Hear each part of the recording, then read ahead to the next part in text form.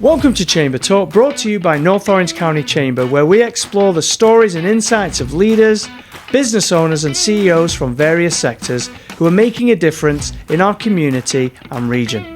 Whether you're tuning in via podcast or joining us via video, we're glad to have you here. Hi, I'm your host Andrew Gregson, and today's conversation is part of our Civic Leadership Series, where we get to meet people who are stepping forward to serve our region and to help shape our future. Our guest today is Lisa Ramirez, an attorney, community advocate, and candidate for the U.S. Congress of California's 40th District. Lisa's story began with an interest in international human rights law, and through a non-profit fellowship, she discovered immigration law, a field that's become her life's work for more than over 25 years. Lisa, thank you for coming on today. It's a pleasure to be here, Andrew. Thank you for having me. So I appreciate you bearing the weather today. Our listeners might not know, but actually it's raining pretty heavy today, so thanks for making it up. No problem. So I wanted to start off with an easy one, really, is basically what motivated you to just decide to throw your hat in the ring and run for Congress? Yeah, so I think for me, I have dedicated, honestly, my entire life to serving people. I love people. I care deeply about people. As an immigration lawyer, early on in this administration, beginning to see, unlawful apprehensions of lawful permanent residents, of U.S. citizens, of people throughout my community, made me concerned. And then with, the taking away of their due process rights, right, for immigrants not to have access to the courts and the judges, to be able to make, that the decision, the evaluation of their case, then my concern grew a little more. Then we saw, facilities like, Alligator Alcatraz, pop up. And so for me, watching the erosion of our constitutional rights is what became, extremely concerning. But the straw that broke the camel's back for me was the day when the National Guard in June rolled into the streets of Santa Ana, and I thought to myself, this is beyond what we believe is happening. I looked around and felt helpless as a lawyer. Right. If they're ignoring court orders, if I'm not able to have access to the courts to defend my clients, I needed to do something, and I didn't know what else to do. So for me, the response was entering this race. If I thought there was a candidate in the race that I could have gotten behind, that would have been my first preference. My interest is to serve the people of my community, ensure that government is working for them and not the other way around. Okay.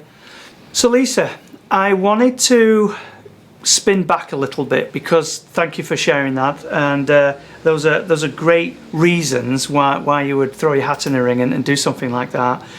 So let's start off with, obviously, international human rights law. That's a whopper. So why not share a little bit, what made you first think about that before we lead into the fellowship and the nonprofit? Yeah, so I think, again, it's my love of people. So I've always been inclined, when we had international students in high school, I would be the one to befriend them. I'm just genuinely curious about people from different countries, from different cultures. I love food. I love exploring food. And so it really started in my childhood in terms of that interest in what was happening in different parts of the world. And I did, my father was not only president of the Chamber of Commerce, he was also the president of the Rotary Club. And so in high school, I had the privilege of being an exchange student. So I lived for a summer in Italy with a family, and it was just eye-opening. When you step outside of this country and you experience what life is like in other places of the world, and it's not just the culture and the food, it's the history,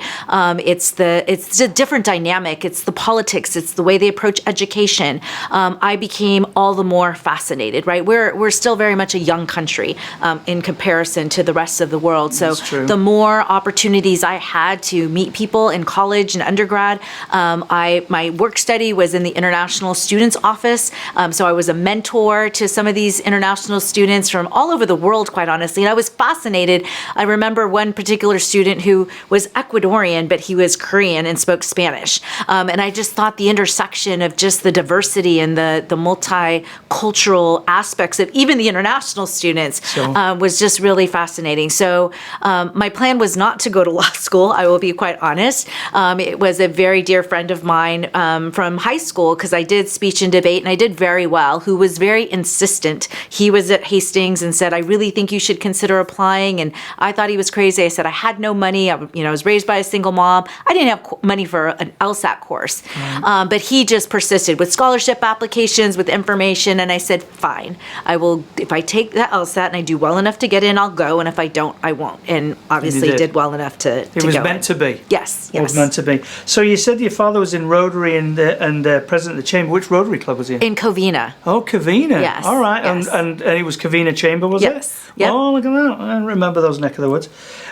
So another thing that you did, so after you finished university, you got a fellowship Yes. at a non-profit, and then that immediately changed your whole world around. So do you mind sharing how immigration just became your passion and love? Yes. Well, in law school, all of my elective courses were in international human rights. What I didn't know at the end of the day was all the jobs were in London, D.C., and New York. That was poor planning on my part. And so I didn't have a plan B, so I applied for a fellowship, which placed me in Orange County. And this nonprofit's greatest need was immigration. Not having taken a single immigration law class in law school, I was very grateful to have some of the best national mentors on speed dial. And I'm kind of a trial by fire. I jump right in, as long as I know enough to ask the right questions when needed. And it really is international human rights. Instead of me going to the world, it's really the world coming to me. Right, yes. right. That's true. And you've been in the job for nearly 25 years, right? I've been a licensed attorney for 25 years, yes. Wow, that's quite a while. That's significant. So over the time, do you mind sharing a little bit about some of the impacts that stick in your mind regarding whether it's individuals, families, or employers you've helped through this time as an attorney? So I will say probably in the very beginning, we worked with a lot of refugees, resettling Cambodians, Vietnamese, but then also it was really, I would say at the very beginning when human trafficking was becoming a concern. It was before, all the publicity I feel that whole area gets right now. So it was before the Orange County Human Trafficking Task Force. I mean, it was in the very beginning. And so for me, I think working with the asylum seekers, the trafficking, human trafficking victims, victims of domestic violence, victims of violent crime, I would say those were probably the most heartbreaking, heart-wrenching, cases that to this day will forever stick with me. And they're hard. They were difficult cases, whether I was accompanying them, as witnesses to federal courts because they were, prosecuting the smugglers, or if I was representing the individual in removal proceedings and seeking asylum. And I'll never forget because it was, the first case that I ever lost, and it was an Iraqi who had worked with the U.S. In Iraq. We were unsuccessful, and I truthfully believed if he was sent back, he would be killed. And to this day, I really do wonder whatever happened to him and if he's even still alive. So when you hear some of the stories of what people have endured and how they've been persecuted, whether because of their race or their religion, their nationality, or because they're part of a social group. One, I think it makes you appreciate and makes you complain less about the inconveniences we might face here. But also, I think it's really what drives me to be the best that I can be, because there are people who are really counting on great advocates, right, to access their rights and due process here. And for those watching today, I'm assuming, going through immigration myself to be here, there's a big difference between immigration levels, whether you're coming into the country because you maybe married a spouse or maybe you're starting a business, compared to somebody who's coming into the country due to maybe there's a domestic violence situation or you're a refugee. Do you mind sharing quickly or shortly the differences between the two? Because I think people might just put it in one box, and I know it's very different. Yeah, no, it's very different. I would kind of categorize them into three buckets, if you will. You've got the employment-based category. So those are highly specialized skill, labor force where we don't have enough workers, in the United States to fill those positions. So an employer, can sponsor someone to come to the United States. They can sponsor them temporarily temporarily, or they can sponsor them for their green card or permanent residency. Then you've got the family-based, bucket. Those are people who are married to U.S. citizens, lawful permanent residents. They could be children of U.S. citizens. Even thinking about expats, that live abroad and they fall in love and they get married, they build a family, and now they want to come back. So it's all that immigration process for U.S. citizens and their families as well. That would include fiancés, and I would say we did more fiancé visas during COVID, believe it or not, than ever before. Not sure that was a great time, because when people really don't have that long-term relationship, Right. it's, uncertain how that's going to end, but we don't have a dating visa, so you either agree to be engaged and get married within 90 days of arriving or not. And then I would say the last bucket is the humanitarian category, right? And so that really is the asylum seekers, the refugees, those on temporary protected status. It's quite the human trafficking, T visas, it is a much more vulnerable population, but there's criteria, right? So it's not that the law allows everyone and anyone who's looking for a better life or who's, facing dire conditions in their home country. So there are very, very specific requirements and qualifications that they must satisfy in order to qualify for any benefit in that humanitarian fold. So I think people are often mistaken, and they think, and I've been accused, you help the illegals. And I said, unfortunately, I can only help those that the law allows to be helped. Yeah. And so that is really the general, I'd say, category of folks that, come to the United States. And it's amazing what becomes of them. And for me, it's been quite a gift and a privilege to play a small, role in their journey. And it's a huge role, really, when you're able to come to a country like this, and the attorneys or the attorney that's helped you through it, it's actually a big part of it, because imagine what you can do once you're here. Yeah. So you do play a big role. It is significant, but what they do with that opportunity, yes, that's true. I can't take credit for. You can't do anything absolutely. with that. Yeah, they impress me. So just out of interest, obviously, if you're coming over through a business, usually the business is going to front some of that money. If you're coming over as an individual, as I did, obviously I've got to find that money. What happens to those who are in that last bucket? Who is that? You try and find grants for that? Is it how does that? Yeah, so they're heavily dependent on the nonprofit sector, I'm not going to lie, right? So unless an attorney like myself is committed to doing pro bono work, which we are as a firm, I sit on the board of the Public Law Center, and so we're always having at least one or two cases, Veterans Legal Institute, to help and support the veterans with their needs as much as possible. But I don't think it's commonplace, right? So that is why people that may not have the resources to pay for a private lawyer are heavily dependent on the nonprofits. And I think right now in this day and age, we're seeing really the perfect storm, not, in light of the storm we're seeing today, but where the demand is higher than ever, and yet the funding is being cut. And so the resources are scarce. And so for those individuals, some of them are left to fend for themselves and to try to figure out and navigate. And that includes small children. I've represented a child as young as 3. Wow. And that was, pro bono. And it's like how we put children in these court hearings without representation. They're not entitled to it at government expense. Right. And so for me, it's compelling to do the pro bono work that we do because you see the need is so great. At least for those that qualify, they deserve the representation. So when I was listening to you there, the other bucket you were talking is the, whatever it is, E2, whatever visa it is, when you're coming in for a business. And I know, hot topic right now is obviously immigration is really, playing a major field on who stays and who goes and what's happening.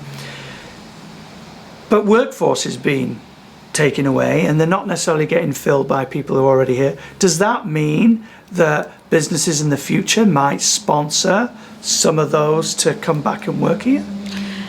So I'd say anything is possible. Okay. However, the financial cost is a significant deterrent, right? So whether we're talking about the $100,000, H-1B visa fee that was recently announced, really came as a shock to many of our clients, and I think companies and employers, across the country. Everyone, right.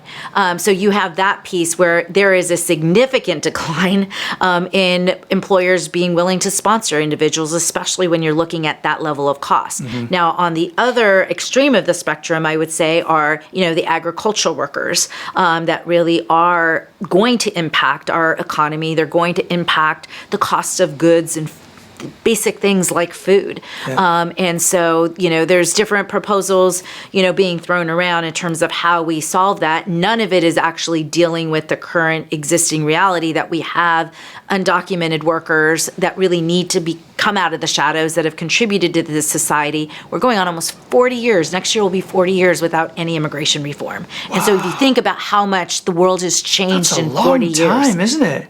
I would think so, yes. And people wonder why our immigration laws don't work. It's because we're stuck back in the 1980s. Back in the day, yes. yeah. And so really for those employers, there's programs being, tossed around. But again, it would require them to pay for those visa fees, pay for the legal representation, and pay the prevailing wages, which they don't do right now. So granted, yes, those are all ideal, programs. However, I don't know on a practical level, employers that are going to be able to afford that without raising the cost of goods and services. And so really it'll be up to the consumer to see what they can stomach or have to do without. At the Chamber, our mission is quite simple. We want to keep business in business.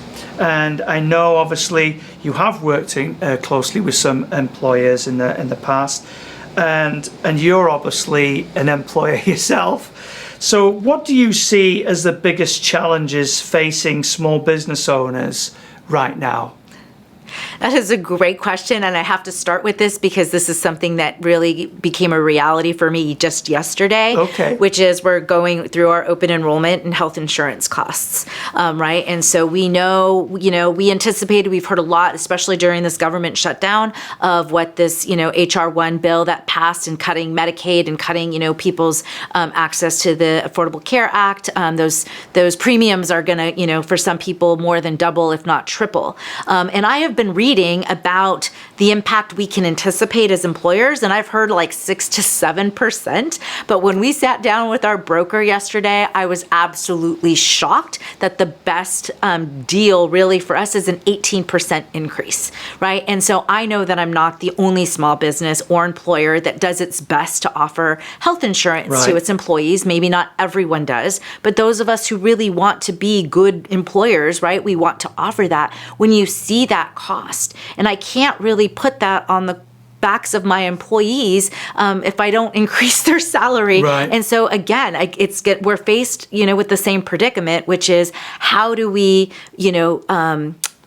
stomach those costs and at the same time, without, I guess, perhaps is a better, how do we stomach those costs without raising the price for our goods and services? I just don't think it's going to be possible. People's wages are not keeping up with the rate of inflation. So if I want to, increase for the cost of living, if I want to pay a decent wage, if I want to offer health insurance to, my staff and my employees, that means my expenses are going to significantly increase. And the only way I can balance my budget, because those of us in the business world, we don't get to incur a deficit unless we're going to create a path to bankruptcy. Right. And so the only way to make that, happen is really to increase costs. And again, it just puts the cost of goods and services out of the reach for many Americans who are on fixed incomes. It makes you almost, after a while, you can't continue like that. You can't keep putting more, because the only way of making more revenue for a business is really is the amount that you're charging for people. They can only pay so much. It can only stay competitive for a while. Forget competency right now. Really, at the end of the day, you can't do anything like you say because of the insurance and all the other bits and pieces. Yeah. Just out of interest, obviously, as you're running for Congress, usually folks have a few major points that they really run on. May you share what yours are? Yeah, I would say there are 3 basic ones. It's the economy. I really think, and it's the affordability of how Americans are going to be able to afford basic needs, housing, food, healthcare, prescriptions, to make things affordable, for every American, I think is first and foremost the biggest issue for me and for my campaign. And really understanding, having worked with, seniors having difficulty, accessing their benefits, working with very low income, people. I mean, they're working sometimes 2-3 jobs in a household in one home, working multiple jobs just to be able to cover, rent and basic needs. Right. There's no luxuries that they can afford. The second thing is healthcare. I think healthcare is our most valuable asset as human beings. Without our health, we have nothing to offer. We have nothing to contribute. So how do we have, world-renowned healthcares and hospitals in this country, which we can be very proud of. And yet, what it can't costs, afford to go. we can't afford to access them ourselves. Yeah. And even for the insured, right, like myself, I will tell you a story of my son breaking a finger, fractured two and broke a finger. It was $8,000 later, and I won't bore you with the entire story, with insurance to get his fingers, bandaged up or seen whatever. and Right, viewed. right. It wasn't even surgery. So my own experience as an educated, I consider myself very privileged and insured. When that becomes, an $8,000, broken finger, I can only imagine the catastrophic, life, health challenges that many of our families face and individuals face, whether they're elderly or whether they're children in Chalk Hospital. Sure. So I think across the board. So the second piece is the healthcare. And then the third piece, it would be foolish not to say, but it's immigration. Right. It's really, I have always said that the immigration crisis is something that was created and perpetuated by Congress. It is not rocket science to fix. There's not the political will, but I think we need to put an end to using immigrants as political pawns, and that goes for both sides of the aisle. So I think there's very practical solutions that we can come to. And come to an agreement on, and perhaps maybe the place we start, because I think it's maybe where there's the most support, is their DACA, right? The young people that we as taxpayers have invested in their education. They've graduated, they're working, and it's time for, giving them an opportunity to legalize their status. And there's other, ideas I have. So I'd like to dig a little bit deeper, because this is really, this is important. This is why people chooses to vote for one person over another one. So your affordability, that's a big topic right now. We've got houses apartments that are just being built behind here that are selling for $900,000, and in the best will in the world, that ain't worth that. And then of course there's other affordability things, mainstream, you mentioned insurance, which is totally, that's another thing, that's healthcare, but still it all adds up. So going into Congress, what do you think the changes are? What can Congress do to change those things? Well, I think there's a lot that Congress can do, but I think first and foremost, we as voters, we as people, as citizens, need to really hold Congress accountable. It is our tax dollars that they get to even make government exist, right? Sure. And so I think we really need to be more engaged in terms of what is done with those dollars. How are they being reinvested back into the American people to make life better, right? I think that's what we're all fundamentally interested in, is how do we make life better for everyone? We are not in a country where we have to have a refugee mentality. It's not a state of scarcity, no matter how much fear-mongering, likes to be, Sure. expressed in news. There is plenty to go around, and I think it's really about putting those dollars and reinvesting it back into the lives of American people, whether in the form of tax credits, right, or the basic food programs, right, like SNAP, or it's, not giving those tax dollars away, putting them in the pockets of billionaires that will never, ever benefit the people who gave those tax dollars to begin with. Right. So for me, I think, the control of the pharmaceutical, industry and the drug prices. There are people in other parts of the world that pay less for American manufactured drugs than we do. There's something wrong with that picture. Yeah. Now, I get you've got to, everything's relative in relationship to their economy, but nonetheless, I really do believe that we have to prioritize the American people and how we spend those federal dollars to make their lives better and sustainable. Now, just out of interest, what's your thought process regarding this? So, often we hear on the news that California is the fourth largest economy in the world, and it is a large economy. However, I would say a good 70% of us are not feeling that we're in the wealthiest economy in the world because we can't afford things. What's your stance there? Where does that have to change? Yeah, well, I will say I am proud to be born and raised and have lived my entire life in California. I think it's the best state, if not, country in the world. We could stand alone and obviously compete with the best of them economically. Sure. I think the diversity, the social aspects of the state, and just the diversity, the ecosystem, even diversity of what we have to offer here.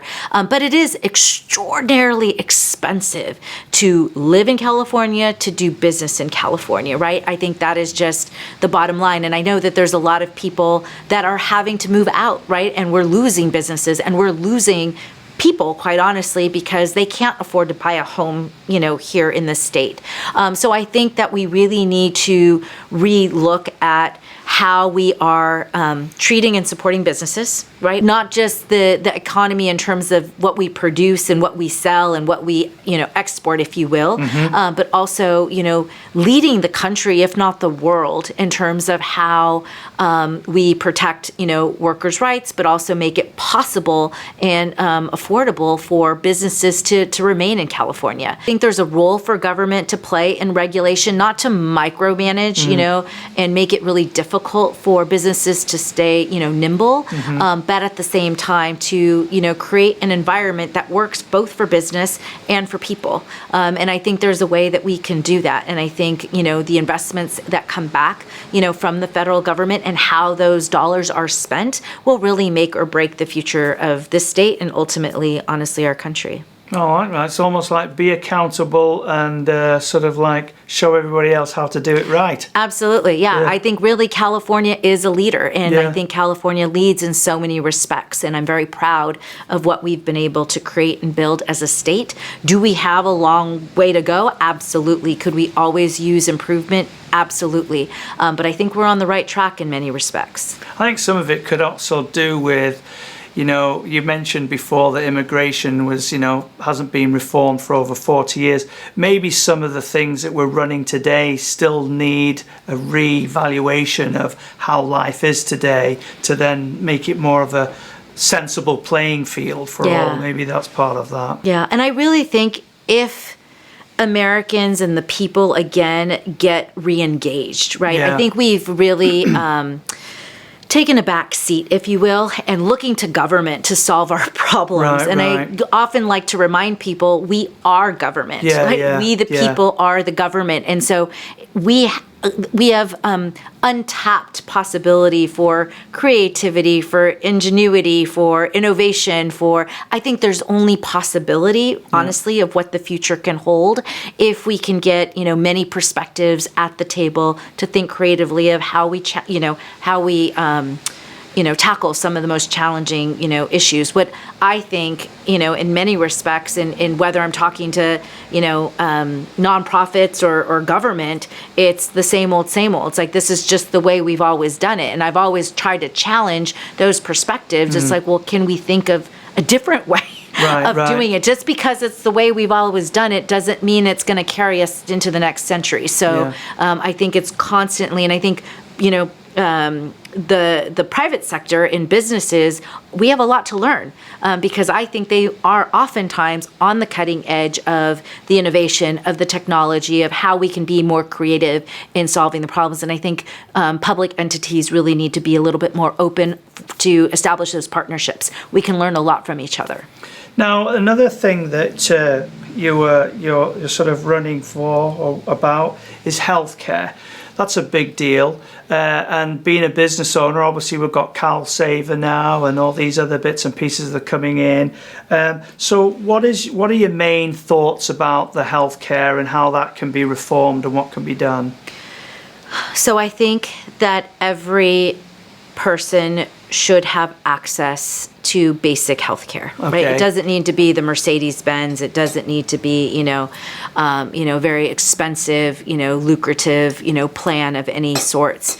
But I do believe that it is an investment that everyone should make in themselves based on their ability to pay, right? So I think for me, we can't do a one-size-fits-all. We can't do a one-price-fits-all. I think the use of, taxpayers' dollars to create those subsidies that some people quite honestly need. But I think we also need, I'm really big not only on the responsibility and accountability, but also the integrity. I think a lot needs to be looked at because I think our current infrastructure is wrought with fraud. And I think we really need to dig deep and figure out how do we close those loopholes, right? So people aren't taking advantage of a system that they have access to, and really level the playing field for those, especially, our seniors, our veterans, those that are most vulnerable, but they've contributed, so much to this country that the least we can the least that we can do for them to give back is give them access to the health care that they need and they deserve. So you're thinking more of a national health care system? Yes. Which, get it, right? I lived in a country that gave that away, and of course Canada does too, right? I could see the sensibility of that in a way, due to the fact that if you think about it, it's the insurance companies that make the money. As you were saying with your son, with the amount of, I'm sure the majority of that money went to the health insurance company, opposed to maybe the doctor or the nurses, right, who are actually tending to your son. That's going to be a big fight because they have a lot of money. Do you see in that idea there's still a place for private healthcare systems, or so they not merge together, but they work alongside each other? Or are you thinking, no, I feel more like this just like national health insurance type of no thing? I don't think it's going to be one single solution by any stretch of the imagination. And I think there's many wonderful things about the health program in Canada, but I've got friends there who complain about how difficult it is to be able to get an appointment, to be seen by, because it's, everybody has access. But I really think that there's a hybrid program that we can really create, which again, I think people need to have skin in the game. I don't think it should be free for everyone. I think you should be able to contribute something to your, healthcare premium, to your healthcare plan. But I honestly don't think that we can trust corporations or the health insurance companies to do right by the patients and the people who need access to the health care, because I don't fault the doctors, I don't fault the hospitals, I don't fault the nurses. They are there to make, to do what their calling is, which is to heal people and to make them well. Right. But I think what we really need to get a hold of is the profits that are being pocketed really at the expense of the health and well-being of the American people. Now, I'm not putting you on the spot here. It's just a question that's rattling around my head. So it's a big deal in the UK right now, is because of their national health system that they've had, it's sort of like breaking down because the amount of immigration that's come into the country. Over there, though, it's not quite the same as here. Where do you see there's a balance there? Because that would automatically, for some folks, saying, well, now you're opening the gates for people just to come in and grab our health insurance. The first problem, right, is really getting a grip and really legalizing the people that need to be legalized, right? And to be able to bring those individuals, that many of them have been here for 30 plus years, out of the shadows. So because whether they're documented or not, they're contributing to Well, they the have tax done for base. 30 odd years, right? Yes, right. They're contributing, people can criticize that they're working with, fake Social Security, numbers, which I can't condone and I don't support. Sure. But nonetheless, they're paying into the Social Security that they will never see back. Right. They're paying into taxes that they will never see back. So, I've read a lot of different, studies, and economically, the undocumented immigrant is actually contributing more to the economy than they actually take away. Right. And I have met in the 25 years, very few, I can't say 100% no one, but very, very few immigrants that have come to this country to take advantage of our healthcare system or benefits. Right. I think they're here to work. Yeah. I think they're here to contribute, to provide for their family, whether here in the U.S. or abroad. They're here because they've escaped, persecution and near-death experiences. They don't, what is the expression? They don't come to America, they run to America, right? And it's really not to take advantage, it's really to contribute and to weave themselves into the great fabric of a society that we have here. I think there's a lot more opportunities as well. That's what it really is, isn't it? It's a freer country. So that sort of like leads us nicely into immigration. What do you see the changes are that could immediately make a difference with everything that's going on right now?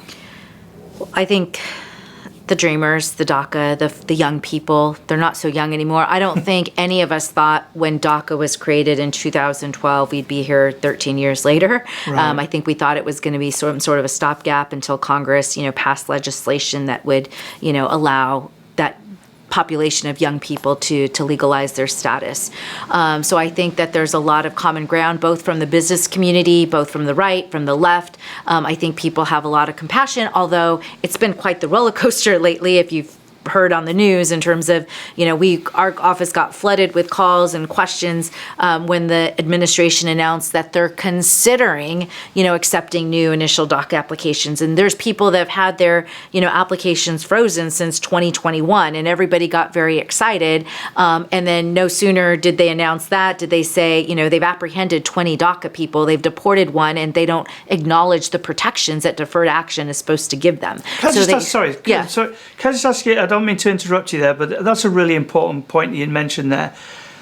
You imported somebody who's been here all their life. Where do you export them? Where do you export them to?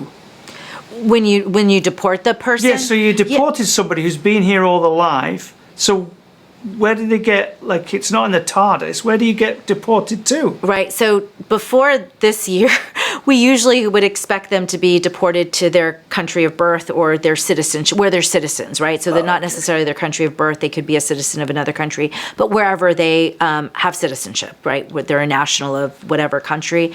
But now, this is the first time in, probably 40 years that I'm aware of that the administration is entering into agreements with third countries and third-party countries so that people can get, deported to Ghana and have no ties, connections, relationships whatsoever. A new agreement that was entered with both Guatemala and Honduras recently is that any asylum seeker, any Spanish-speaking, any individual from a Spanish-speaking country seeking asylum in the United States will now need to seek asylum in Guatemala or Honduras. And if you really fear for your life, then you're going to need to go live in Guatemala or Honduras. The exceptions are Cubans and Venezuelans. But so this administration has, in my opinion, for the first time, utilized third country agreements to basically be able to remove people to whatever country agrees to accept them. I see what you're saying. Well, that's a good start. Well, it's a start, right? It's a start somewhere. But what you're talking about, I'm sorry, I forgot the term, but the kids who were born here, right? And they went to school here, and now they're looking at maybe whether they should stay or not, or they're not documented? Yeah. So they're not born here. But they could have come when they were, under the age of 16, right? So they were children when they arrived to the United States. Right. Some of them babies, 9 months old, 3 years old. They have no recollection of life Anywhere in any else. other country. Right. And as a taxpayer, we've invested in them to pay through their kindergarten, through high school, and and so that investment. And then before DACA, I used to go and speak at a lot of high schools, and we were throwing away an entire generation that wanted to enter the military, that wanted to go to work, but they couldn't because they didn't have a social security number. They wanted to go to university, and they couldn't because they didn't have, even valedictorians that had full rides to Stanford, to the UCs, they were then denied admittance because they didn't have their social security number. And so DACA really at least gave this limited, temporary, it's not legal status, but protection that these individuals could at least stay here and get a work permit, get a social security number, so that they could at least work or continue to go to school. And that's exactly what many of them have done. But now, it's not legal status. And as we've seen, at least 20 people so far, they've been detained or deported, even with DACA. And so on that point, you're getting deported to, you say, well, your country of origin is X because that's where you were born, but you've never lived there, you've got maybe no family there, you've certainly got no life, no social security, no nothing.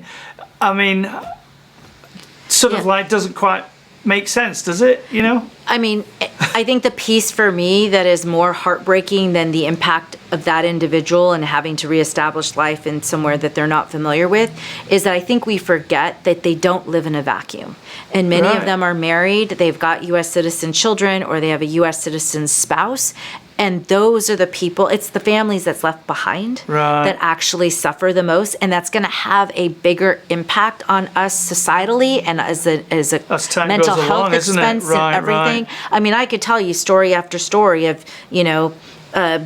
10-year-olds that stop eating, that, hide under the table, that wet their bed, that, it's traumatizing. It is traumatizing to have a parent, plucked out from your home one day to the next. And it's also traumatizing in the anxiety and the mental health toll it's taking on young people that they don't know if they have one family member who doesn't have legal status. Will they be there when they get home from school? Like, they don't want to go to school now. They're afraid to leave. They're afraid what could happen because of everything that they're hearing about in the news. So this, to me, isn't even an immigrant issue. This is really an issue, at least here in California, when we have so much of the population that is foreign born.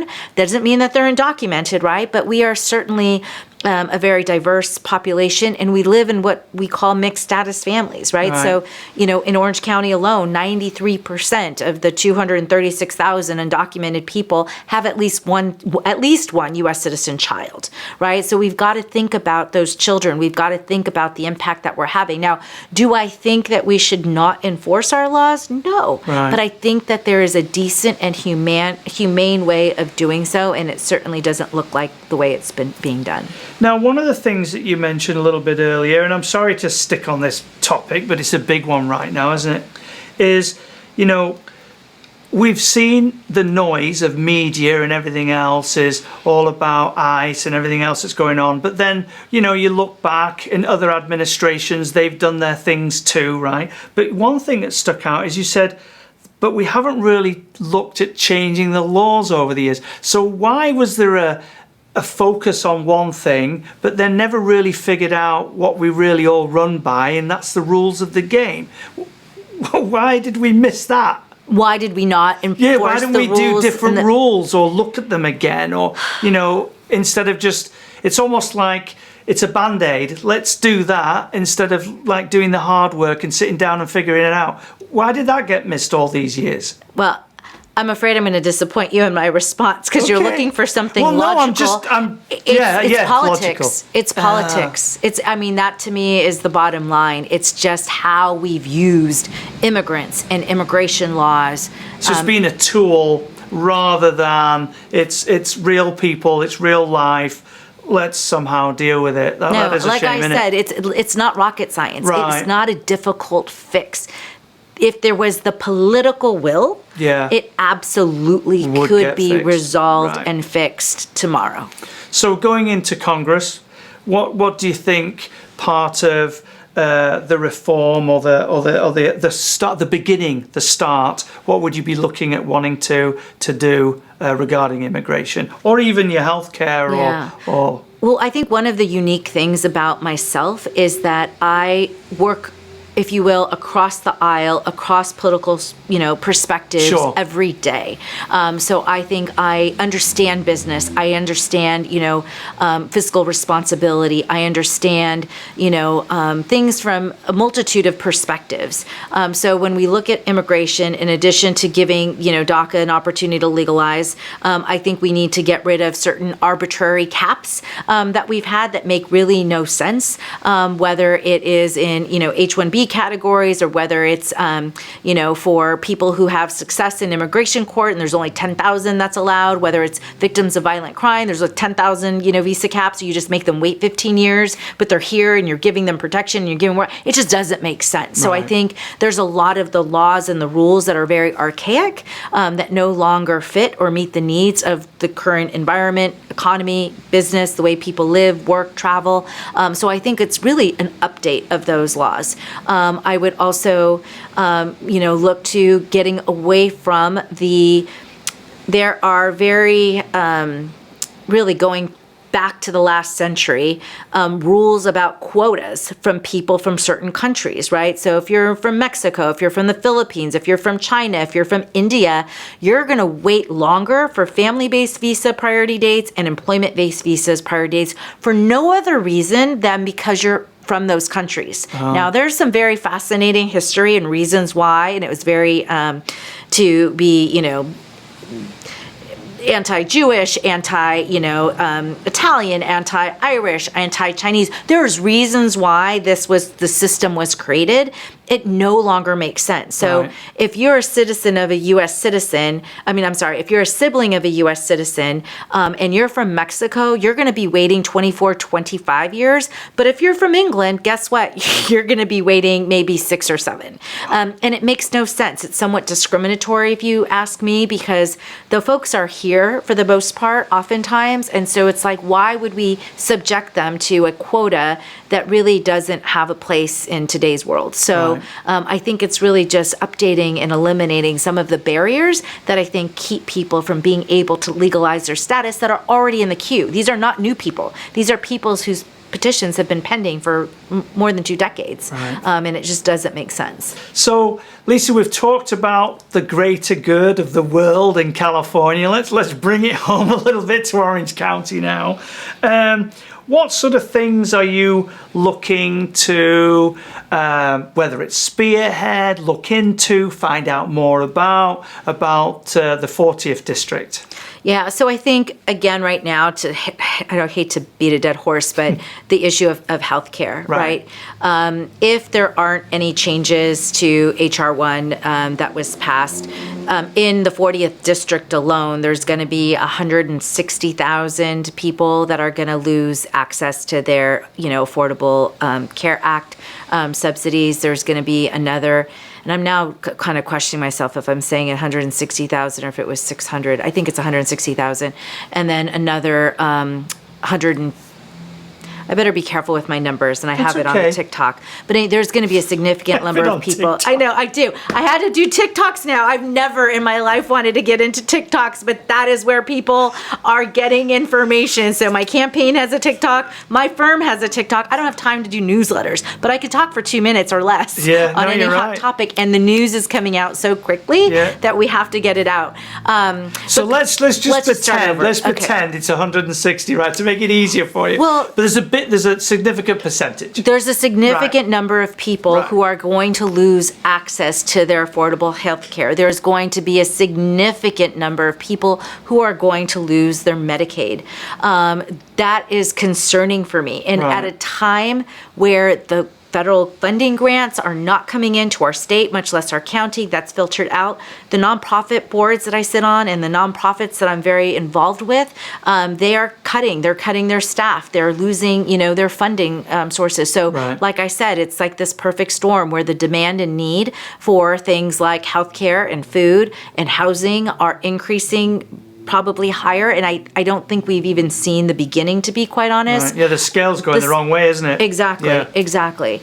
And then on top of that, we have, many friends of mine and children of friends of mine who can't even afford to rent, in the communities that they grew up, It right? is Forget about expensive now. buying a house. Yeah, They just yeah. want to be able to rent Yeah. a home and close. So there is just something wrong when the cost of living isn't keeping up with, people's wages, Right. and what they're going to be able to afford. I've got friends who, and it's depending on who it is, I ask, their children are perhaps being forced to return home and to live home as adults, right? And to save money to be able to see what they can put together for rent or for a down payment.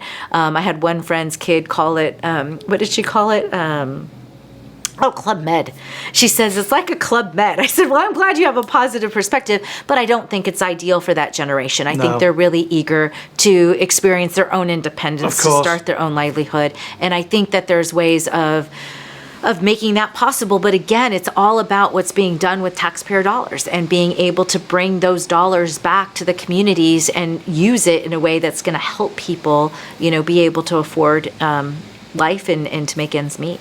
So where do you think that starts? Is that, as a congresswoman, is that Orange County supervisors? Is that cities? I mean, cities really not too much about that, is it? Where do you? Yeah, I would say we start with the cities. All politics is local, and I haven't mentioned this, but I used to serve on the board of the Kennedy Commission, and one of the tasks there is to really increase affordable housing in Orange County, and the way that it was done is holding cities accountable to their housing elements that's required by the state. Like, they are obligated to set aside in any new construction a certain percentage of affordable homes. Right. It's either that or the developer buys out, right? So they pay the fee or whatever. And so there is litigation that is, that I know the Kennedy Commission, the Public Law Center, has recently pursued to bring accountability for cities to do what they're legally obligated to do. It's like, you don't get a free pass thinking that you don't need to provide affordable housing in your community. And maybe it's a NIMBY attitude, not in my backyard,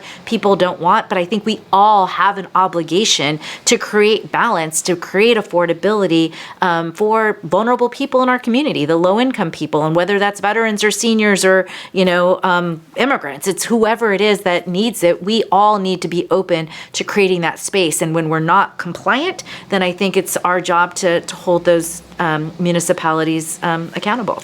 So let's just say, the city is working and they are doing this stuff, and the, land's getting passed, permits being made, because we see this.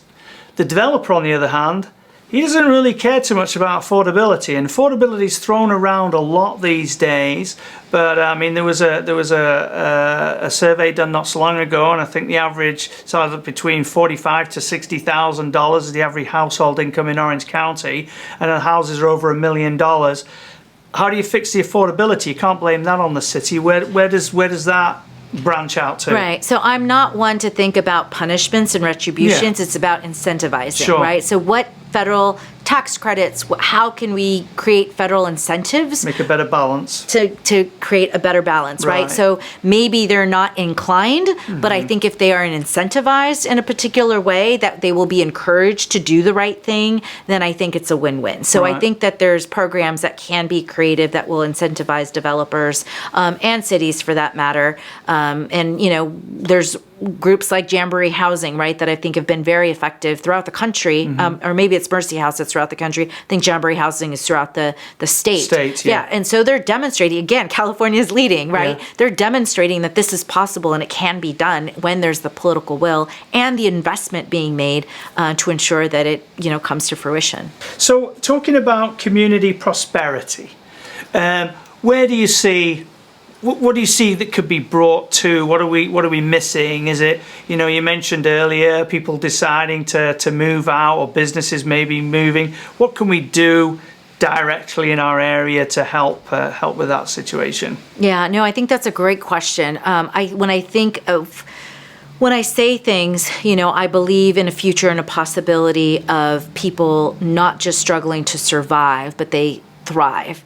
And what do I mean by that, right? I mean that we've got healthy communities, right? I think that we've got one of the big complaints that I hear from Chapman students that come from, all over the country. And they said, do you know how dangerous it is to try to ride a bike? There's no bike lanes in the city. There's no public transportation that helps students get to their internships or where they want to go. And I agree with them. Yeah. And so how do we create infrastructure to support healthy lives? How do we create infrastructure that allows people to ride their bikes, to jog, to, have open space, right? Especially in inner city communities or in, more densely populated. How do we create more community gardens where people are now investing in their own, food sources?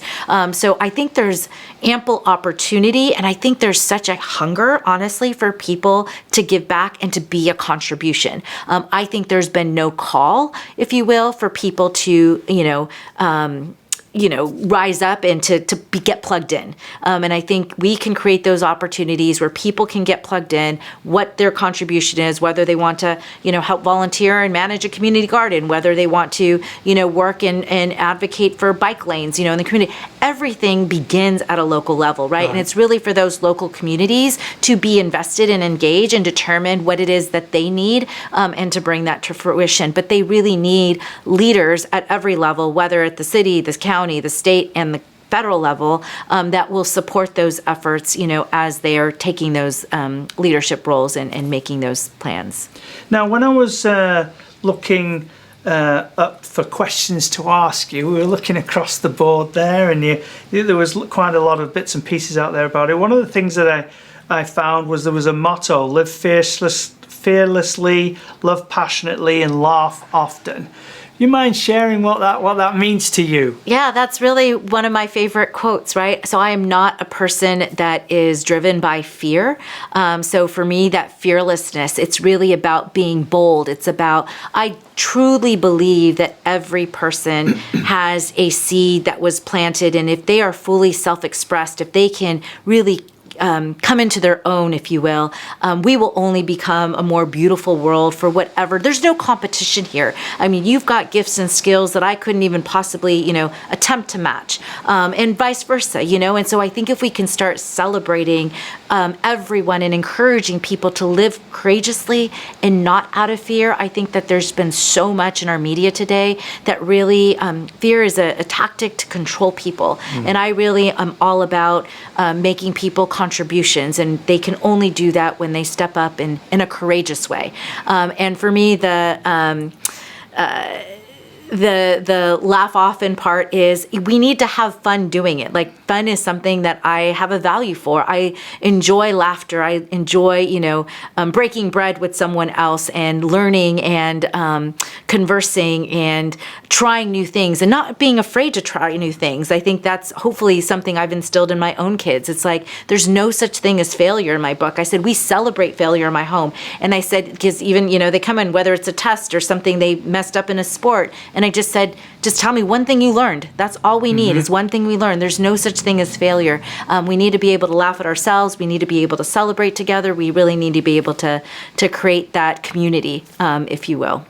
Now, if I may ask, because, being part of a business is a big deal. So, when you become our new congresswoman in the 40th district, what does happen to your business? What do you have to separate? Is conflict of interest? What happens about that? Yeah, so I'm able to keep the business, but it's going to need to run and operate without me, which it already is, to be quite honest. I've had to take a big step back. Sure. I still supervise all of our attorneys, but I have an operations manager that handles all the in and outs of payroll and things like that. So my involvement has definitely changed, I would say, over the last couple of months, and I will not be able to be split, if you will. My full time and attention is going to be given 100% to my district, to my responsibilities as a elected, federal congresswoman.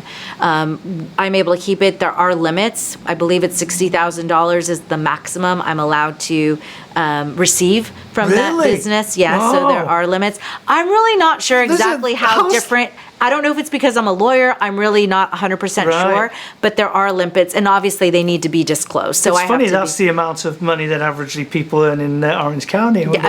They're going to hold me to it, yes. Wow, Yeah. Okay. So then if a very important case comes up, are you able to pay attention on something like that, or is it like laws are no, I've got to still stay my distance, or are you allowed to? Because I mean, once I'm elected, I would not be able to continue representing people. It's not possible. But the beauty of it, and one of the big cases that I'm working on right now is Mr. Narciso Barranco, who's the gentleman with the 3 U.S. citizen Marine sons. So I remain 100% dedicated to his case, regardless of the campaign. Right. I hope to have it resolved before I get sworn into office. But the beauty of having such an incredible team is that it's really my stepping back has really allowed those other lawyers to step up, right? To take more challenging cases than perhaps they've done in the past, because I usually take the most challenging ones, but I'm there to guide them. I'm there to strategize with them. I'm there to be able to, support them in any way that I can. But it's really, I think, been great for them to be able to, come into their own and handle more complex cases than they're accustomed to. Now, if you're allowed to share some, how is that case going? How's it been for you? I mean, it's been a big news thing right now. Yeah, no, and it's heartbreaking, because I think especially having produced 3 U.S. citizen Marine sons, you just wouldn't think that this is the way our country would repay you, if you will. His case is going. It will continue to go. We go back for our next hearing in January. He has a parole in place application pending. He also has a family-based petition. He's married to a U.S. citizen. If he had come to me, when his oldest entered the Marines, he would be a citizen by now. Like and that's part of the challenge, right? I think there's many people who, out of ignorance, don't realize that they have an avenue to legalization, right? But they either have been taken for a ride, they've been defrauded, they've trusted the wrong person or notary or attorney. And in his case, that's exactly his situation. He would be a permanent resident, if not a U.S. citizen by now. So I am confident that we'll be able to resolve his case successfully. But he's not alone, right? I think yesterday was the 5th Marine just from Camp Pendleton alone who had a parent, in this case was 2 parents, apprehended, by ICE. I think the father was deported, the mother we can't find yet. So for me, it is unfortunate, and that's an understatement, that, our Marines or, servicemen and women from whatever branch on active duty have to worry about whether or not their own family members could be taken away, could be deported while they're serving this country. There's programs that exist to prevent that from happening, but I don't think that this administration has really given much attention or opportunity in respecting that process or permitting those individuals. The couple yesterday both had green card applications. And that's part of the heartbreak as well, is that this administration is actively going after people who have legitimate petitions pending. They're apprehending them in interviews. They're using information of affirmative filings for benefits to go after those individuals, because until you're granted, you technically have no status. But there just seems something fundamentally... Like you're cheating the system, isn't it? You're going after one who's done it the right way, but that's easy, isn't it? It's easy pickings, rather than actually doing the hard work and finding the ones they were supposed to deport way back in the day. Yeah, and it's fundamentally unfair, and I think it's just cruel, and it's just not American, in my opinion. So out of that interest, when you're in the service, obviously they have a whole bunch of different rules and regulations. Apart from the mental state that it is for these Marines, does it cause issues for these young men who are serving because they've got something going on? Could it hold back their, promotions or what have you? Yeah, I've talked to a lot of them, and even my godson is in the Army, and I talk to, enlisted, servicemen and women as much as I can, especially during this government shutdown that's significantly impacting them. And with the ones that I've spoken with, it sounds like it's 100% depends on their chain of command. Oh. So yeah, there is retribution, and some of them are very that's hard in the military. concerned about speaking or complaining or saying anything at all. And so then we try to see, well, do they have siblings or someone else that can perhaps bring light to this issue? But yeah, I think it depends on their chain. So when you were mentioning before how, you had folks who, they could have quite easily or not easily, but they could have gone through the process some time ago. Was that when you were mentioning about folks in the shadows? They might have to come forward. Is that the same folks you were talking about, or is that something else? Well, really both. You know, I think I call the golden goose egg. I've had clients that didn't even realize that they were U.S. citizens, but because their grandparents, had U.S. citizenship, and maybe they moved abroad and their parent was born elsewhere, and they never. So we go back 2 generations in every consultation that we handle, because we want to make sure we leave no, nothing, no uncovered. stone unturned. Exactly. Thank you. No stone unturned. And so for some people, it's like, whoa, lo and behold, they had no idea. Right. They think that they're, without legal status, and they turn out that they can go get a U.S. passport. So those are very rare. But I would say, yes, the predominant ones I'm speaking predominantly of the ones that, are in the shadows right now, but have opportunities. But even those that we've had applications currently filed out of fear. I mean, I've had so many clients leave. They've opted to depart, and I said, please just wait. You're eligible, and the fear is just too great that they would rather leave than to finish the process. Prop 50. What's your take on it? And do you mind sharing with the audience maybe a little bit more about what it really means to them? Yeah, so Prop 50 is a direct response, to the, power grab and the congressional seats that were created in Texas. Prop 50, the number isn't, a coincidence. It's not just about California. It's really for all 50 states. Is how do we take a stand to preserve our democracy?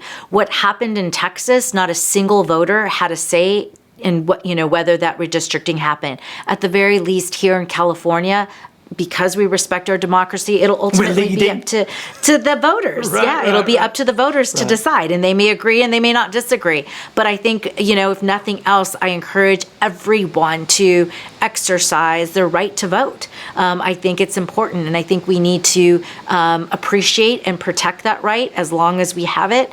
I wish it wasn't necessary, to be quite honest. I am not a proponent of gerrymandering in any way, shape, or form, but I think given what is at stake and now what's happening in other states like Missouri, it's like we're going to just see this continue. And I don't know what a better response could have been, to be honest. And I've asked people this, and I haven't gotten an answer yet.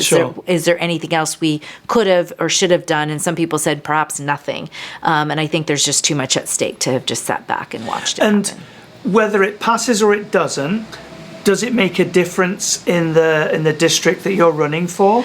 Yes, significantly. So right now the district is 39 miles long, from Coto de Caza, Rancho Santa Margarita, all the way up to Chino Hills. So it's a very long vertical district. It does have part of Time and Bar, so it encompasses LA County, Orange County, and Riverside County. However, with the passage of Prop 50, it goes east Orange County, and then it goes inland Empire. It goes very horizontal, all the way out to Menifee and Marietta. Oh, wow, that's quite a long way. Yes, it's a very long way out. Yeah. And so includes Lake Elsinore and other cities there. And it makes the district more challenging for a Democrat to win. In terms of active voters, it goes 9 points more GOP. It only goes 1 point of registered voters. But what nobody's paying attention to, because a lot of people say, oh, it's a losing district, you should give up. I had a blogger that posted something saying that no one should invest in the 40th district. And after meeting with him, I persuaded him. He says, now I see what you're saying. And he says, I go, will you retract then, please? Because it goes 10 points more Latino. And what we don't realize is that the demographics of that inland empire are Orange County transplants. It's people who couldn't afford to live here, right? They're commuting 2 hours a day, from Lake Elsinore to get into Paris or anywhere else because it's cheaper out there. That's the only place they could afford to live. And so that to me is a problem. We've got, it's not for lack of having the resources or even the housing for that matter. We've got, housing being provided for, UCI, doctors and professors, but not for their, lower wage workers. There's no housing that's being, so it's just a matter, again, it's all about balance. It's about finding that true balance, that it can be a win-win where there's enough to go around. We can create, a wonderful future where everyone thrives at all socioeconomic levels, and that we can be, a united states again. So pass or not pass, does it make it more difficult to sort of like, manage is the wrong word, but to serve over than the other? Or is it really, it's very much the same, just different areas? So the demographics are very different. Very different. So I don't think it makes it more difficult to serve. I think it's a different population of people who are going to be represented if Prop 50 passes, right? So they're going to be impacted more on the healthcare cuts. They're going to be impacted more on the unavailability of affordable housing. They're going to be impacted more, and one thing we really haven't even talked about, which is, top of mind for me and the agenda is, safety, just basic safety, where people are concerned. I did a lot of work, both in terms of training our law enforcement throughout Orange County on the U visa when it first came out and what their role was in the process, community policing efforts. Like I feel law enforcement has, especially in California, has, made great strides in building those relationships. And then you've got, federal officers coming in and really just terrifying people that children don't know who they can trust. Is it okay to, approach this law enforcement person versus another?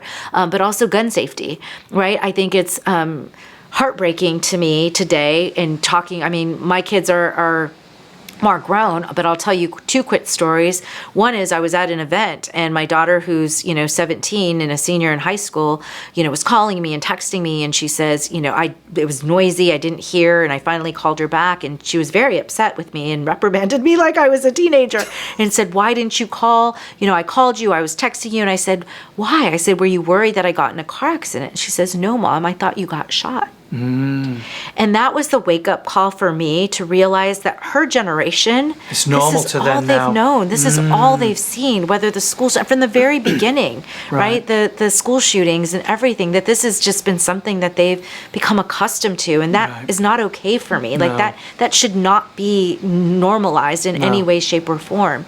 And then the other story, with friends of mine who have younger kids, that, schools already have a challenging job, right? Teachers have a challenging job, right? And I think there's just a lot that is expected of them that I think goes beyond what their, profession calls for. Right. But now when they have to have policies and protocols to deal with ICE enforcement, now they're dealing with, safety and protocols for preparing for gun shootings and security and what does that look like? Because, when you've got a gate or a fence does not keep a, AK-47 to be able to shoot through that, or windows or, doors. And so to me, they've got now apps, right? That I've had friends who have small children that every student is obligated to have on their phone as well as the parent, which is an active shooter map. So I guess you must press a button and then it alerts the families of those, students that there's an active shooter on campus. My sister was a school teacher in Cudahy in Los Angeles for LA Unified, and I remember even back in the day, it was more gang related than anything that we're seeing now. Sure. But she would be on lockdown, on a regular basis, for hours at a time, and that creates a tremendous amount of stress and trauma. So even the preparation that schools have to go through to protect the students is traumatizing. Right? To have to reassure, well, there could be an active shooter, and how do you, and yeah, I can tell stories. There was a shooter outside my daughter's school not that long ago, and what that was like. And I know there was a false alarm at Foothill High School, which is also in the district. There was another, false alarm where the kindergartners, was a preschool, and, they pretended to be little bunnies and to hide in the closet, and it's like they're trying to be creative, but it's like in this day and age, to me, there's no excuse that we deserve to give our children a better childhood and a better future. And so, gun safety is a top priority for me. So just out of interest, because it seems like you've done some research into all this. What do you think's changed between 15, 20 years ago? I came in 20 years ago, didn't really hear too much about this, compared to today. I mean, yeah, we've got trending, we've got online stuff, whatever, but and guns have always been available in America. What do you think the change is? Why is there a excuse me, a sudden shift to where even faith-based organizations have to be worried? Yeah. Why do you think that's happened?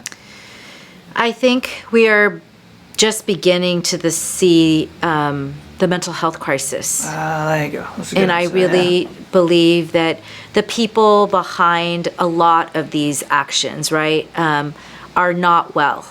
They are not of sound mind. They are not your typical, gun owner, if you will. Right. They are broken. They need help themselves. And I think without thorough background checks and some sort of mental health evaluation being done at the front end, I'm afraid we're only going to see that increase, because I think the mental health crisis in this country, especially after and during the pandemic and Sure. post, is only going to get worse. And I can only imagine what is going to become of a lot of the people impacted by even ICE activity, today, and what we see happening in Chicago and people who's lost loved ones. And Right. it's like, so it's not enough to say that it's people who are angry or upset. It's really people who are not well. And we have plenty of states that still don't have any, background Right. checks at all whatsoever. Yeah. And I think we need to be So more that careful. really leads back into what you'd said at the very beginning of this episode, was really to do with healthcare. So losing healthcare or having problems with that is just we're on the slippery slope. Yeah. Is really what I hear from what you're saying, because it Yeah. sort of makes sense a little bit. And I do believe that government needs to get back in the business of, mental health institutions, Right, if you will. right. They all got shut down They in did California many years ago, didn't they? Yeah. under Reagan, and I think it's going to be necessary that we bring some semblance of those hospitals back, Right. because I think our people are crying out for help, and it's manifesting itself in very dangerous ways. The leading into the healthcare thing is something not many people talk about, really.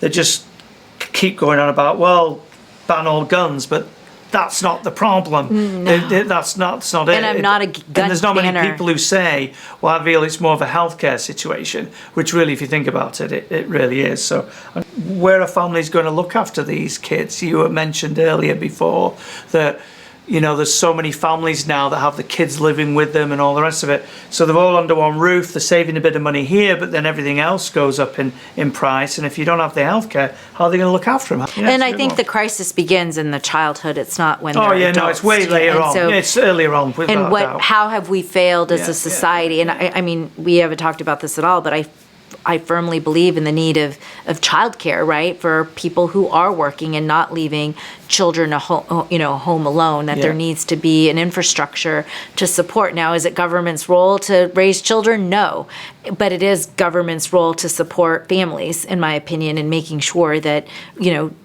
society has the cohesiveness that it needs to be able to function properly and to support each other in that infrastructure. And I just don't think we're seeing that. Well, I think one of the things that you mentioned earlier was you spoke about how, there's a role for government, there's a role for we the people, right? And when you're talking about, well, I feel that there's something there for healthcare, for far younger kids, there are some school districts that lay that on already. I agree with you. I don't think it's for the government to raise your kids, but if they were to assist in some type of programming that would allow for that to be more, because more of us have to work now than we maybe did 10, 15 years ago. Right. Excuse me. I feel that you're on the right track thinking about helping those who are working. And it's not just about single mum and dads anymore. It's about families, how to, raise their kids. Yeah. And I think really the fundamental question is, what is the role of government? How do we support the family, right? The family is the most basic unit where values are instilled, where support is received, where, ideally, right? These are all, ideal, situations. I know people come from, broken homes and family dynamics that are not healthy. Sure. And not conducive to success. But I think that we have a responsibility to provide the best environment, if you will, right, for communities and people. And it doesn't necessarily have to be government directly providing those services, right? But it's really, again, it's utilizing those taxpayer dollars so that the nonprofits, right, who are effective in doing this well can do that. But I also think, again, it's an opportunity for people to really, people that are able and people that can, to see that there is a place for them to contribute, right? I think a joke around my household is my kids learn very early on, don't ever complain about being bored because I will find something for you to do, right? And when I get asked today, people ask me all the time, what can I do during this time? So I'm like, I did a TikTok. Here's 7 things you can do right now where you are. Start where you are. Nobody's asking you to do anything, magnificent or great. It's like, are you in a school? Great. Start in your school. Are you in a church? Great. Find out what people need. They need food delivered? Then great. Why don't you help food delivery? Do you need to do it every day? No. Can you do it once a week, for 1 hour? Give what you can. And I think that is really the best, in my experience of living in this country, that America brings to the table. That really, when called to the challenge, people do rise. Right. And I think we're not challenging people to rise to this opportunity and occasion where they can be a contribution. We just need to create the infrastructure where people can plug in. It's not, government isn't going to solve all of our problems. Government isn't meant to, right? But we as the people certainly have the ability, the capacity, the knowledge, the skills to contribute something. And that might be something as basic as you have a neighbor with a special needs person. Maybe they just need a break. Yeah. Maybe you can take that child to the park, assuming you have a trusted relationship with them. Course. But there's always something we can do. I think the question really is, are we looking for what we can do? Or are we looking for what government can do for us? And to me, that's the difference. I think you've hit the nail on the head there. I was only saying to my wife the other day, is the thing that when I was growing up, that was different about America compared to other countries is America were very much together, like you just mentioned. Neighbours might have other neighbours round for a barbecue or something. If somebody was hard up, somebody might say, hey, what's going on? Hey, let me help you mow your lawn, whatever it is. Yeah. Maybe even help them find a job. And it's sort of gone. It's sort of dissipated as that. And there's a big value in that when people come together like that. And I feel that you're definitely on the right path with that, for and it's sure. something we're going to need to create. It's not going to exist by default. It always starts at the top and has to come down. Yeah. Right? We've sort of we've detached ourselves, and we shouldn't be. Yeah. Yeah. And have you any public events coming up where people can meet with you or talk to you coming up? Yeah. So there's a fundraiser tonight in Anaheim. Oh, wow, okay. You can visit the website. You can message us to get more information and details. That might be too late. But we have lots of events. So Prop 50 is a big hurdle, if you will. I think there is more support across the state than there is against it. However, it's going to really determine whether or not people show up to vote. And I think right now, both in terms of endorsements and fundraising, everybody's waiting to see what the maps are ultimately going to look like. And I think what's really important for your listeners to know is that I am running in the 40th, old map, new map. It's still my district. It does change the demographics. It changes the political affiliation if Prop 50 passes. I think Prop 50 is important. And I just want to, people, even Democrats that I've spoken to that are concerned that it's somehow dissolving the independent commission. It absolutely isn't doing that. It's just putting it on hold, if you will, just until 2030. And I wish it wasn't necessary. And if I could introduce legislation to end gerrymandering, nationwide, that's something that I will, work to do. But in the meantime, I think it's necessary for the sake of our democracy in this country. But we'll see what happens with Prop 50. I'm up for the challenge, and I think we'll be able to win this seat either way. So we've come to the time in our episode here where we turn the mic back to our guest. You've answered lots of questions, and thank you. It's been a pleasure learning from you today as well. But we want to give you that opportunity, and it could be something towards talking about your candidacy or whatever it is. But I just wanted to, or it could have been something we missed as we're chatting today. But I wanted to give you that opportunity. No, thank you. I think what I would just say, for me, this campaign is about transforming politics and the conversations that we have around the issues we care about most, right? I think enough Americans are tired of the shaming and blaming and complaining. And I think it's come to a place that we really need to rise above that noise and to come together as a community. There's been so much division. And my goal is really about bringing people together and across the aisle. I've got Republicans supporting my campaign. I've got Dems. I've got independents, and I really want to work with anyone and everyone that's willing to work together. And I think for me, fundamentally, it is an opportunity. Like, people think I'm crazy. I'm like, why would you enter a race, certainly at this, point in time and everything that's going on? But I really see the opportunity. I see an opportunity for, people to get re-engaged in government. I think we've fallen asleep. I think people really are waking up and taking a stand, taking back their power. I think we need to be more vocal and engaged in terms of what our electeds are saying or doing at the federal level, state level, local level, whatever it may be, because we, the people, ultimately, are the government. We are the ones that have a say in terms of what is done with our tax, dollars. What is the future that we want to be able to create? And I think for me, first and foremost is my love for this country, my love and respect for the Constitution. I want to ensure that our constitutional rights remain for future generations on every front, whether it's free speech or due process,